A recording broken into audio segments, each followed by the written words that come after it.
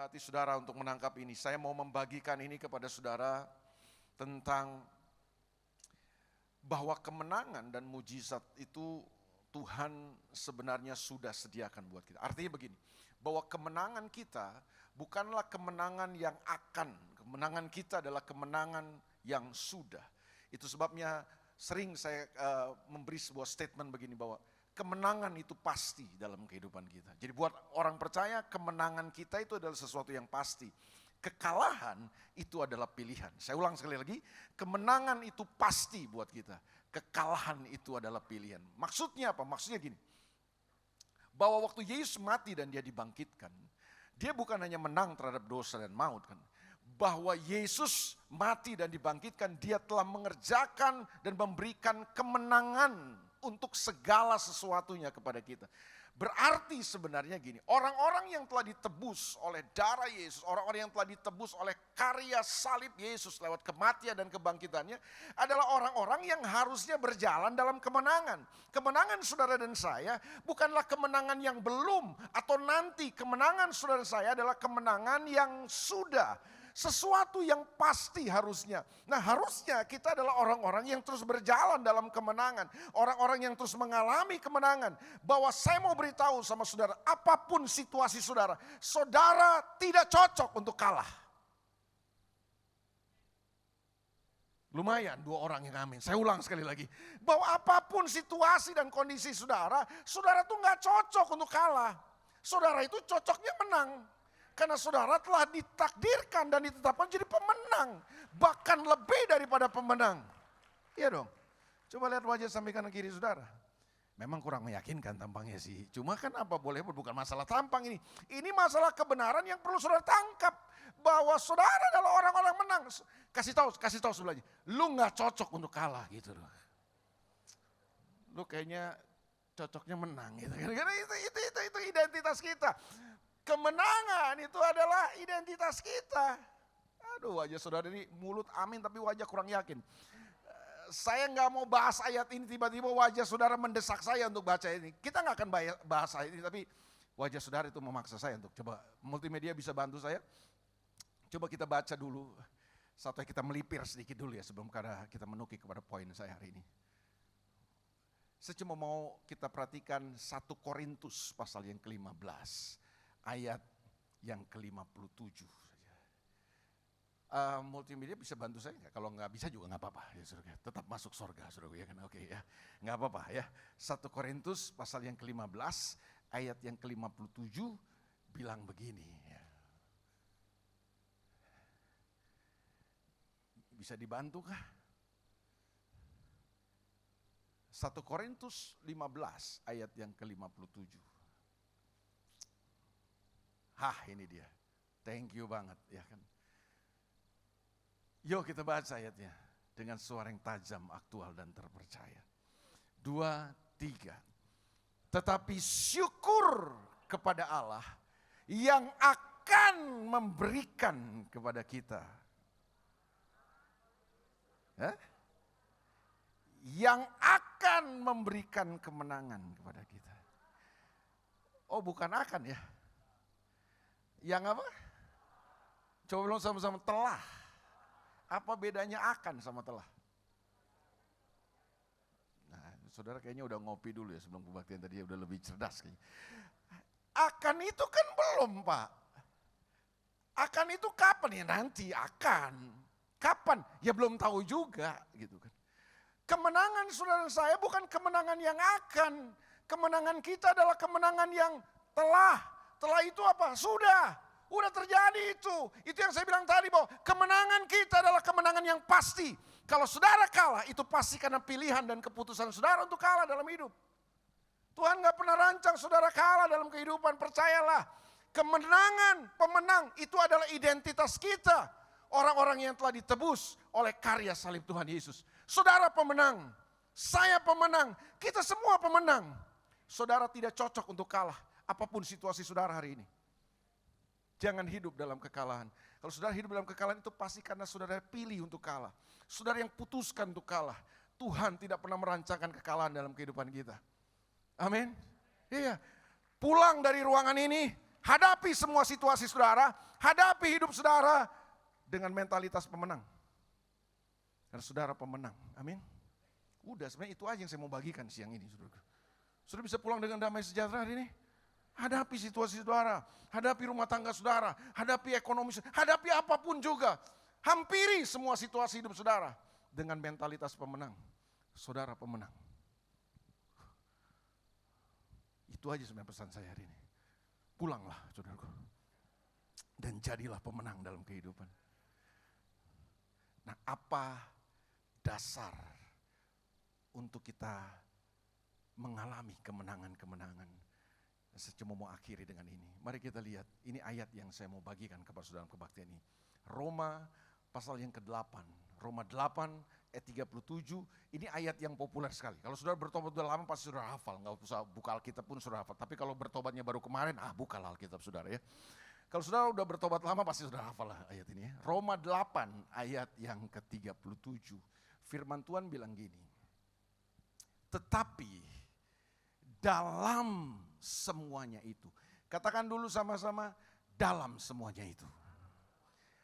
Dalam apa Pak? Apa yang dimaksud dengan semuanya itu? Ya udah biar cepat aja, saya sabar menghadapi saudara. Dalam semuanya itu kan maksudnya saudara perhatikan ayat-ayat sebelumnya kan. Saudara mesti memperhatikan konteks daripada Roma pasal yang ke-8 ini. Atau lebih jauh lagi saudara kalau mempelajari surat Roma ini, saudara akan mengerti bahwa dalam sejarah penulisannya kan. Surat Roma ini kan ditulis oleh Rasul Paulus kepada jemaat Tuhan, kepada orang Kristen yang ada di kota Roma.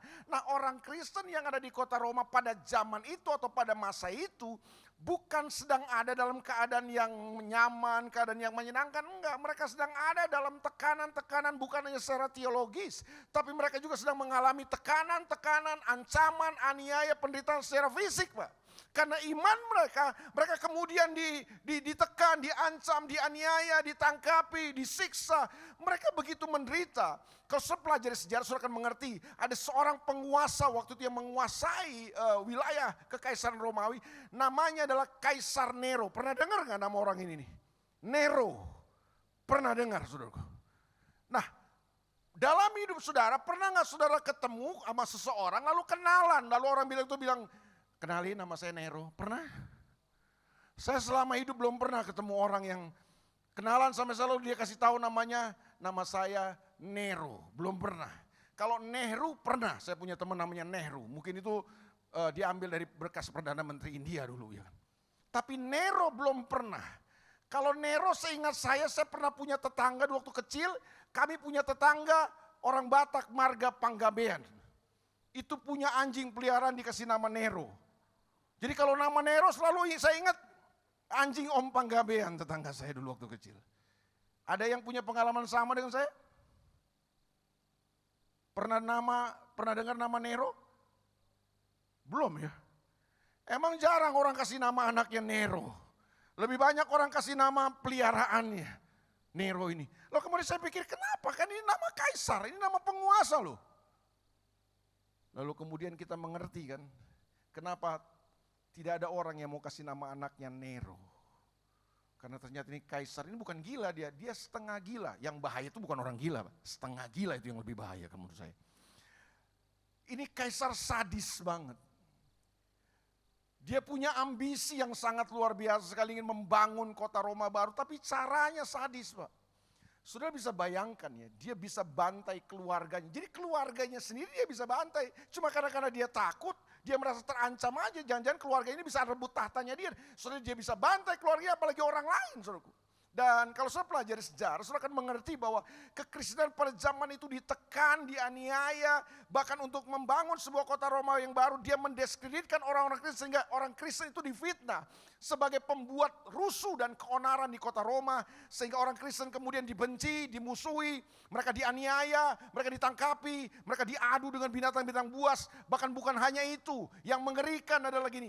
Untuk menerangi kota Roma di malam hari, dia kemudian membakar orang Kristen hidup, ditangkapi orang Kristen dibakar hidup-hidup saudaraku. Untuk menerangi kota Roma di malam hari. Sadis banget ini. Nah, jemaat Tuhan, orang percaya yang ada di kota Roma sedang menghadapi situasi yang sulit waktu itu. Mereka sedang terancam, mereka sedang tertekan, mereka sedang dianiaya, mereka sedang ada dalam penderitaan yang luar biasa. Itu kalau sudah baca ayat sebelum dari ayat 37 saudara akan ngerti itu. Itu ditulis oleh Paulus. Nah, apa yang dimaksud dengan semuanya itu? Situasi yang mereka hadapi, keadaan yang mereka hadapi bukan keadaan yang menyenangkan buat mereka. Tapi Paulus datang kepada mereka dan berkata gini, tetapi dalam semuanya itu. Dalam semuanya itu, dalam semua situasi yang mereka hadapi, dalam keadaan-keadaan yang terburuk yang sedang mereka alami dalam kehidupan mereka sebagai orang percaya. Paulus bilang, dalam semuanya itu, kita lebih daripada orang-orang yang menang oleh Dia yang telah mengasihi kita. Paulus cuma mau bilang sama jemaat Tuhan begini, hey, ancaman, tekanan, aniaya, penderitaan harusnya nggak bisa mengalahkan kamu. Kamu adalah orang-orang menang. Kamu nggak boleh kalah dengan semua situasi kamu. Mereka cuma bisa menyakiti tubuh kamu, tapi mereka nggak bisa mengalahkan imanmu. Itu yang Paulus mau kasih tahu kepada jemaat supaya mereka datangi semua situasi mereka dengan mentalitas pemenang. Terbanyak kekalahan kita dalam kehidupan adalah karena kita tidak datang dalam kehidupan kita dengan mentalitas pemenang. Nah, apa dasarnya untuk menang? Paulus kasih tahu di ayat ini, oleh Dia yang telah mengasihi kita. Itu dasar kemenangan kita. Terbanyak kita kalah dengan situasi kita kalah dengan masalah kita kalah dengan pencobaan, kita kalah dengan pergumulan, kita kalah dengan keadaan-keadaan yang kita hadapi dalam kehidupan ini. Terbanyak masalahnya di mana sih? Salah satu faktor terbesarnya adalah kita mulai meragukan kasih Tuhan dalam hidup kita. Kita mulai ragu, Tuhan sayang gak sama saya? Kita mulai ragu gini, Tuhan mengasihi saya gak? Kalau benar Tuhan mengasihi saya, kenapa saya ngalami kayak gini? Kenapa situasi saya tambah sulit? Kenapa masalah tambah saya berat? Kenapa ekonomi saya tambah hancur? Kalau Tuhan benar-benar mengasihi saya, kenapa saya harus mengalami ini? Kita mulai membandingkan diri kita dengan orang lain. Mungkin saudara mulai berpikir, saya punya teman, aduh minta ampun saya ngerti lah orang ini. Hidupnya gak benar-benar amat, ke gereja aja jarang. Tapi hidupnya kayaknya lebih enak dari saya. Dan kita mulai meragukan Tuhan. Apakah Tuhan mengasihi kita? Di titik itulah sebenarnya kita sedang ada satu posisi yang sangat berbahaya dalam kehidupan kita. Sehingga yang terjadi gini, iblis berhasil menghembuskan kebohongan-kebohongan itu kan dalam hidup kita. Dan satu jurus kemudian dihancurkan kita. Kita tergilas, kita kandas, kita terlibas. Kita gak ngalami kemenangan dalam hidup kita. Masalahnya ada di mana sih? Masalah cuma karena gini, kita tidak lagi hidup dengan sebuah keyakinan dan kesadaran bahwa Tuhan adalah Tuhan yang tidak pernah berhenti mengasihi kita. Kita nggak datang lagi dalam hidup kita dengan sebuah kesadaran dan keyakinan bahwa Tuhan adalah Tuhan yang selalu always dan tidak pernah never untuk mengasihi kita. Dengarkan ini Bapak Ibu Saudara, masalahmu bukan bukti bahwa Tuhan berhenti mengasihimu. Penderitaan yang kau alami itu bukan tanda bahwa Tuhan tidak lagi mengasihi saudara. Ekonomimu yang lagi hancur, bisnismu yang berantakan, rumah tanggamu yang morat-marit, itu bukan tanda Tuhan berhenti mengasihi saudara. Dia tidak pernah berhenti mengasihi saudara, apapun situasi saudara. Hari ini saya cuma mau saudara bangkit dengan semua situasi saudara. Hampirilah kehidupan saudara dan semua situasi saudara dengan sebuah keyakinan bahwa Tuhan ada buat saudara. Dan Tuhan tidak pernah berhenti mengasihi saudara. Itu yang membuat kita bisa mengatasi apapun. Kalau saudara yakin bahwa penderitaan ini gak akan pernah bisa memisahkan saya dari kasih Tuhan. Bahwa Tuhanku adalah Tuhan yang setia, yang gak pernah berhenti mengasihi saya. Itu yang membuat saudara bisa kuat menghadapi semua situasi saudara. Amin. Ya. Hampiri. Datangi semua situasi saudara. Datangi kehidupan saudara dengan keyakinan ini. Bahwa Dia Tuhan yang selalu always dan tidak pernah never untuk mengasihi saudara. Amin. Ya. Orang bisa tinggalin saudara. Tuhan gak akan pernah tinggalin saudara. Suamimu bisa tinggalkanmu. Istrimu bisa tinggalkanmu. Orang tuamu bisa tinggalkanmu. Anakmu bisa tinggalkanmu. Tapi Tuhan gak akan pernah meninggalkan saudara. Amin. Saya ingin akhiri dengan ini. Itu dasar daripada kemenangan kita. Dan saya ingin akhiri dengan ini loh. Yang perlu saudara pahami yang kedua adalah bahwa kemenangan yang Tuhan sudah berikan kepada kita itu tidak datang dengan satu wajah. Ini masalah kedua yang terbanyak saya temukan. Kenapa seringkali kita bukan menang, kita kalah dalam kehidupan. Padahal saya tadi katakan bahwa saudara tidak cocok untuk kalah. Saudara itu cocoknya menang, tapi kenyataannya saya kalah Pak. Saya kalah dengan masalah saya kalah dengan situasi saya kalah dengan persoalan-persoalan saya kalah dengan godaan-godaan dalam hidup saya. Nah pertanyaannya kenapa saudara kalah? Saudara tidak cocok untuk kalah, karena kemenangan di dalam Yesus adalah kemenangan yang pasti buat kita. Nah faktor kedua yang saya temukan adalah gini, karena kita tidak memahami bahwa kemenangan-kemenangan yang Tuhan berikan kepada kita itu tidak datang dalam bentuk satu wajah. Dia punya dua wajah, katakan dulu sama-sama dua wajah. Ini dua wajah kemenangan yang saudara perlu pahami dan saudara perlu percayai dalam kehidupan. Bahwa saya percaya Tuhan bisa berikan kemenangan kepada kita, dan kemenangan itu datang dalam bentuk yang spektakuler, sesuatu yang sensasional, sesuatu yang dahsyat, berkelimpahan, pelipat gandaan. Saya percaya bahwa dalam Yesus ada mujizat yang seperti itu, ada kemenangan yang seperti itu. Tuhan bisa tolong saudara, berikan saudara kemenangan dengan hal-hal yang spektakuler, yang tak terbayangkan, yang tak terduga mungkin. Oke, saya percaya.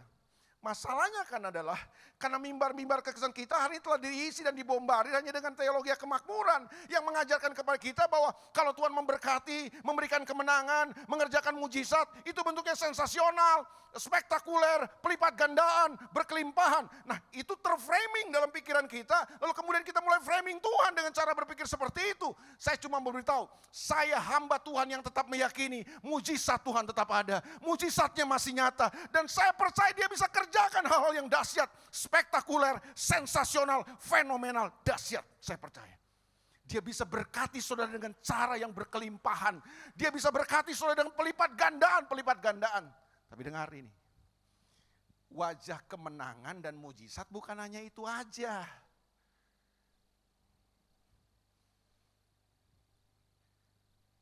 Ada saatnya Tuhan bisa belah laut merah. Spektakuler banget, dahsyat. Saya percaya. Ada saatnya Tuhan bisa hardik badai teduh. Saya percaya. Ada saatnya Tuhan bisa memberi 5.000 orang laki-laki yang lapar waktu itu. Yang dicatat cuma laki-laki. Belum perempuan dan anak-anak. Betul ya? Kalau kita asumsikan satu laki-laki punya satu istri. Tidak poligami dia. Satu anak, satu istri. Kira-kira asumsi kita berapa orang yang ada waktu itu? 15.000 orang kurang lebih. Yang ada cuma 5 roti dan 2 ekor ikan. Kalkulator merek mana dan buatan mana yang bisa hitung itu? 5 tambah 2 bagi 15.000. Sama dengan 12 bakul. Kan gak ada yang bisa hitung itu. Saya percaya Tuhan bisa kerjakan mujizat dan kemenangan dengan wajah seperti itu. 15.000 orang yang makan, yang tersedia cuma 5 roti dan 2 ekor ikan, mereka makan cicip-cicip apa sampai kenyang. Saudara. Pernah baca gak kisah itu? Pernah ya? Yang belum pernah bacalah Alkitab saudaraku ya. Itu kan mujizat yang dicatat oleh 4 Injil. Satu-satu mujizat yang dicatat mungkin dengan 4 Injil, salah satu ini nih. 4 Injil mencatatnya. Dan saya tidak ketemu catatan Injil yang 4 Injil ini yang mengatakan bahwa gini. Kemudian karena orang begitu banyak, Yesus sadar mereka lapar. Lalu Yesus berkata kepada mereka, Bapak Ibu Saudara yang kekasih dalam Tuhan Yesus Kristus, ini mohon maaf ya karena kita ini kurang persiapan, ini kan mendadak. Tapi kita tahulah kalian ini lapar. Kita akan coba berupaya. Ini masalahnya murid-murid saya kurang persiapan. Jadi tolonglah Bapak Ibu, nanti kita akan bagikan saudara makan. Tapi tolonglah ingat sebelahnya ya. Jadi kalau makan ambil kira-kira lah, ingat teman sebelah. Ya yang penting saudara cicip-cicip lah, ngeganjel. Saya tidak ada ayatnya saya ketemu di situ. Ngeganjel, cicip-cicip, nggak ada ayatnya. Yang saya ketemu ayatnya di Alkitab. Alkitab bilang mereka makan sampai kenyang. Mereka makan sesuka mereka. All you can eat. Boleh nambah? Oh sesukanya. Nambah 2 kali, mau nambah lagi, sesukanya. Boleh dong. Ada sisa? Berapa sisanya? Kenapa ada sisa 12 bakul? Teman saya bilang itu karena mujizat terjadi di Israel. Kalau terjadi di Manado itu nggak ada sisa. Saya nggak tahu, dulu saya pikir ini cuma mendiskreditkan jok-jok yang mendiskreditkan orang Manado. Saya ini kan Manado kan, papi Manado, mami Chinese, kolaborasinya kayak begini. Saya nggak tahu bibit mana yang bagus Manado apa Chinese, tapi ya beginilah hasilnya. Dulu saya pikir itu joke untuk mendiskreditkan orang Manado, tapi ternyata begitu saya datang ke Manado, saya hadir di resepsi pernikahan orang Manado, saya menyaksikan dengan mata kaki saya sendiri, mata kepala saya sendiri maksud saya. Dan itu ternyata bukan hoax, itu bukan joke, itu realita. Untuk pertama kali waktu itu saya menghadiri resepsi pernikahan di kota Manado. Waduh. Acara jam 7. Nah, saya ingatkan kalau sudah ada yang nanti yang diundang-undang resepsi di Manado, jangan terpaku sama undangan. Undangan jam 7, bro. Kita datang jam 7 kan. Tapi ternyata mulai jam 9 malam. Tunggu pejabat. Karena rupanya orang Manado itu gini, dia undang pejabat, kalau pejabat itu datang, itu kehormatan. Jadi mesti ditunggu. Kalau pejabat belum datang, belum mulai itu pesta. Jadi tunggu, pejabat datang jam 9. Biasa pejabat kan suka-suka dia datangnya kan. Datang, disambut, kasih sambutan, kemudian setelah kasih sambutan, foto bersama kedua mempelai, acara baru dimulai jam 9 malam, brother. Makannya jam berapa? Jam 10 malam. Kita udah gak nafsu makan kan. Ya makan seadanya lah. Saya satu meja dengan tante Manado, tante, itu so pica-pica. Orang bilang kalau tante Manado kalau ke pesta kan, semua dia kasih keluar itu kan, anting, kalung, gelang, dandanan so cetar membahana kalau bahasanya sehari ini kan. Dahsyat sudah kan. Kan orang Manado itu punya moto, biar kalah nasi, asal jangan kalah aksi. Itu loh motonya orang Manado itu ya kan. Jadi begitu makan kan, prasmanan, saya antri sama tante kan, saya ikuti tante kan, belakang. Ya kita namanya masih muda kan, kita kasih orang tua lebih dulu kan. Jadi pas tante di depan saya, ambil piring, terus saya kaget. Tante sudah jam 10 malam, ambil banyak sekali, semua makanan dia ambil, dia taruh di piring. So iman yang memindahkan gunung. Gunung sudah pindah ke piring tante ini. Saya kira, tante hebat juga. Saya laki-laki masih muda, makan seadanya, tante so malam aja banyak sekali tante ambil. Oke, ikut dong. Satu meja tuh orang kan. Jadi begitu tante taruh di meja, saya taruh meja siap mau makan. Saya lirik tante sebelah. Tante kok buka tas?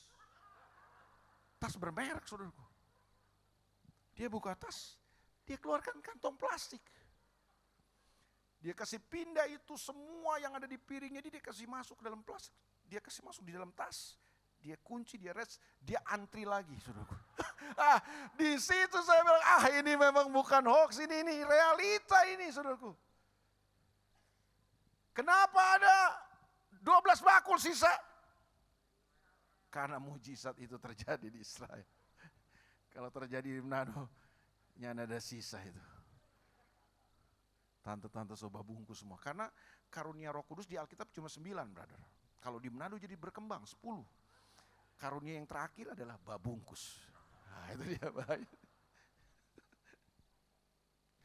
Saya percaya bahwa Tuhan bisa kerjakan mujizat dan kemenangan dengan wajah seperti itu. Berkelimpahan, pelipat gandaan terjadi. Saya percaya Pak. Tapi baca Alkitab saudara. Alkitab juga kasih tahu buat kita ada satu kisah. Tuhan memelihara seorang janda di Sarfat Pak. Bukan dengan pelipat gandaan, bukan dengan kelimpahan Tuhan peliharanya. Janda ini sedang mengalami krisis. Israel terjadi kekeringan. 3,5 tahun gak turun hujan Pak. Gak ada makanan. Krisis terjadi. Janda ini cuma punya segenggam tepung di dalam tempayannya. Dan sedikit minyak di botol buli-bulinya. Itu dia lagi cari kayu bakar terakhir untuk masak yang terakhir. Besok dia sama anaknya itu mati pelan-pelan Pak.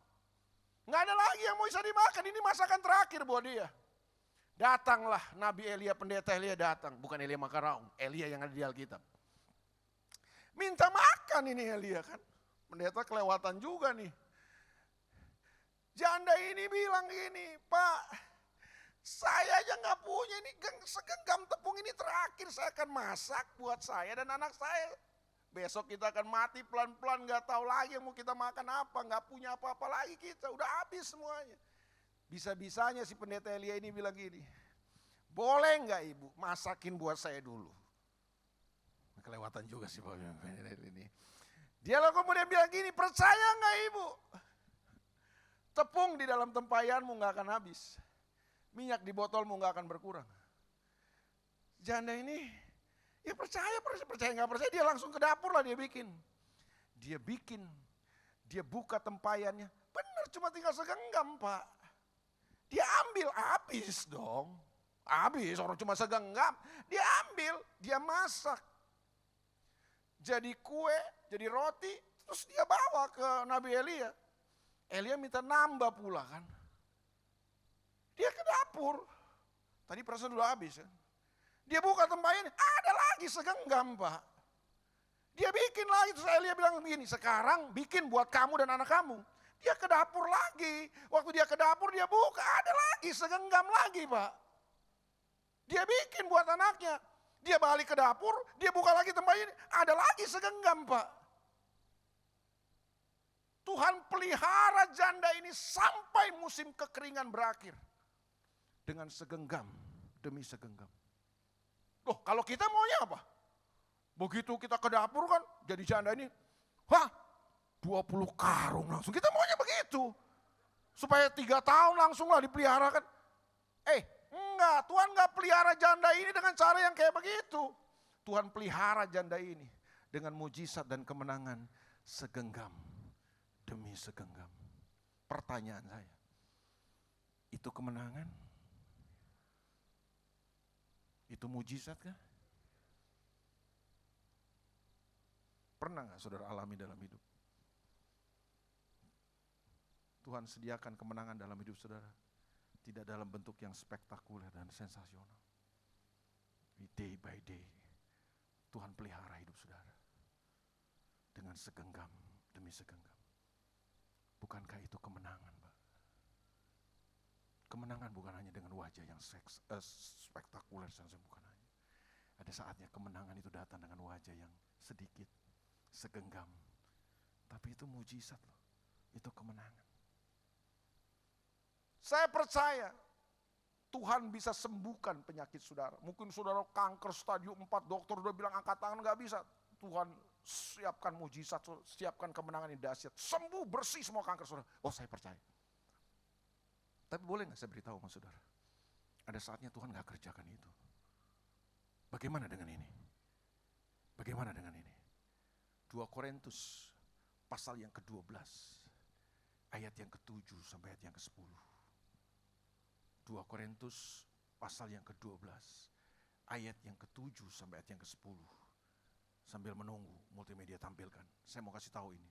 Di situ Alkitab menjelaskan, Paulus rasul hebat. Jangan saudara pikir, ini imannya Paulus lagi lemah Pak. Oh enggak, iman Paulus jangan saudara ragukan. Mujizat yang dia kerjakan dalam pelayanan itu kelas-kelasnya bukan kanker stadium 4 sembuh. Wah, sapu tangannya jadi kirim ke orang-orang sembuh kok. Orang mati jadi dibangkitkan dalam pelayanan Paulus. Siapa yang pernah dibangkitkan? Mati bangkit oleh pelayanan Paulus. Namanya Etikus. Etikus ini lagi dengar khotbah Pak. Paulus yang khotbah. Lagi dengar khotbah ngantuk. Ngantuk tidur, jatuh, mati Pak. Makanya saran saya kalau kebaktian jangan ngantuk Pak. Apalagi tidur. Jatuh, mati, waduh repot kan Pak. Yang khotbah waktu itu Rasul Paulus punya karunia membangkitkan. Hari ini yang khotbah saya mau ingatin ya. Yang khotbah Elia Makarong bukan Rasul Paulus. Apakah punya karunia membangkitkan? Saya belum pernah ngetes Pak. Jadi kasih tahu sampai lu jangan ngantuk makanya. Yang khotbah bukan Paulus ini kan. Itu Paulus pelayanannya begitu, bangkitin orang mati. Tapi dalam 2 Korintus pasal yang ke-12 ayat 7 sampai 10 sudah dibaca situ. Paulus ini ada duri dalam dagingnya, dia nggak enak, dia merasa sakit, nggak menyenangkan, dia menderita itu. Nah untuk itu Paulus berdoa sama Tuhan 3 kali dia berdoa Pak. Tuhan cabut duri dalam daging ini. Tuhan usir utusan iblis yang menggocok aku ini, membuat aku siksa menderita ini. Paulus berdoa, Pak. Pertanyaan saya, Tuhan jawab doa Paulus? Tuhan jawab. Jawabnya dengan apa? Dicabutkah duri dalam daging yang membuat Paulus menderita itu? Enggak. Tuhan kasih karunia. Tuhan sediakan kasih karunia, kekuatan, kemampuan untuk Paulus menanggung rasa sakit itu. Itu sebabnya di ayat yang ke-10 kemudian Paulus bilang, aku senang dan rela. Aku senang dan rela dalam siksaan, dalam penderitaan. Karena di saat aku lemah, di situ aku kuat.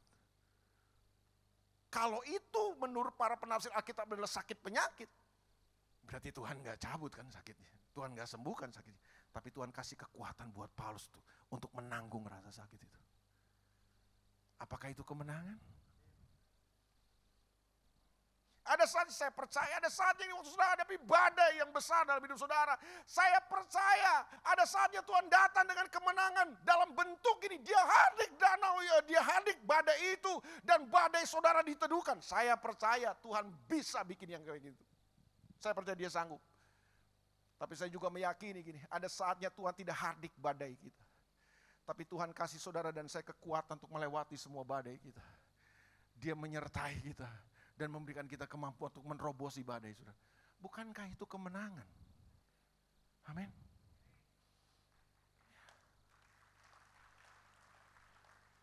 Ada saatnya gini saudara menghadapi sebuah gunung masalah, gunung persoalan yang begitu hebat, begitu tinggi. Saudara mungkin kehilangan pengharapan, saudara takut dan lain sebagainya.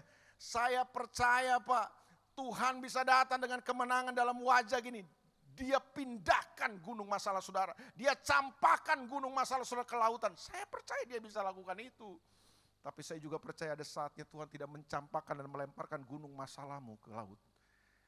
Yang dia lakukan adalah dia kuatkan kaki kita. Untuk bisa mendaki dan menaklukkan gunung-gunung masalah kita. Dan ujung-ujungnya saudara keluar jadi pemenang. Kan sama, itu kan kemenangan juga kan. Gunung masalahmu dicampakkan ke laut, itu kemenangan. Tapi dia beri kekuatan buat kaki saudara untuk mendaki dan menaiki gunung, itu juga kemenangan. Yang penting adalah gini, kita keluar jadi pemenang dalam kehidupan. Saya berdoa buat saudara, apapun situasi saudara ini, hampirilah. Datangi semua situasi saudara dengan sebuah mentalitas pemenang. Dengan sebuah keyakinan begini, kemenangan Tuhan sudah jamin buat hidup saudara. Selamat menghadapi situasi saudara dan selamat mengalami kemenangan dalam kehidupan. God bless you all. Tuhan berkati saudara.